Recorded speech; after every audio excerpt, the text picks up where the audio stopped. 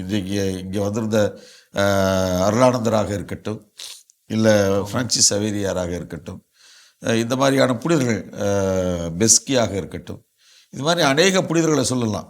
அன்னை தெரசாவாக இருக்கட்டும், நாம் வாழ்ந்த நாட்களிலே அவர்களும் வாழ்ந்தவர்கள். அன்னை தெரசாவாக இருக்கட்டும், இவங்களாம் உயிரை பெருசாக அவங்க வந்து நினைக்கல. இல்லாட்டி வந்து சாதாரணமாக எய்ட்ஸ்காரங்கள பார்த்தாலே வந்து நம்மளுக்கு எய்ட்ஸ் வந்துடும் சொல்கிற அந்த காலகட்டத்தில் எப்படி ஒரு எய்ட்ஸு நோயாளியெல்லாம் வச்சு பராமரித்து அவங்க அன்னை தெரசா அவங்க தான் முதலாக அவங்களெல்லாம் பார்த்து அவங்களுக்கு ஊழியம் செஞ்சாங்க.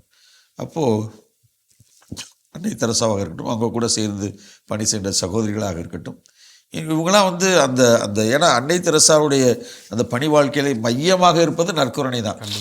அவங்களுக்கு காலையில் எந்திரிச்சோடனே 1 மணி நேரம் நற்கருணை ஆண்டவர்கிட்ட வந்து அவங்க எல்லாருமே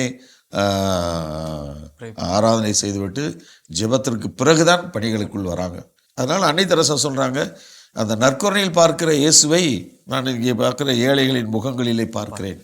அதனால தான் என்னால் அந்த பணியை செய்ய முடியுது. நான் ஒன்றும் பெருசாக ஒன்றும் சாதிக்கலை. இங்கே பார்க்குறேன் ஆண்டவரை, அவங்க இங்கே அவங்களெல்லாம் நான் பார்க்குறேன், அவ்வளோதான். ரொம்ப சிம்பிளாக சொல்லிட்டு போயிட்டாங்க. இதெல்லாம் ஒன்றும் பெருசாக ஒன்றும் சாதிக்கலை. ஏன்னா நான் அங்கே பார்க்குற ஆண்டவரை இங்கேயும் பார்க்குறேன், வேறு ஒன்றும் கிடையாது. அப்போது இந்த நற்கருணை பக்தி என்பது நமது கத்தோலிக்க வாழ்க்கையினுடைய அடிப்படை அச்சாரம். அது இல்லாமல் வந்து நீங்கள் என்ன செஞ்சாலும் வேஸ்ட். நான் சமூக பணி செய்கிறேன், சமூக பணி யார் வேணாலும் செய்யலாம். விடுதலை பணிகள் செய்கிறேன், நல்லா செய்யுங்க, அது யார் வேணாலும் எல்லாரும் செய்யலாம். சமூகத்தின் மீது அக்கறை கொண்டிருக்கின்ற ஒவ்வொருவரும் அதை செய்யலாம்.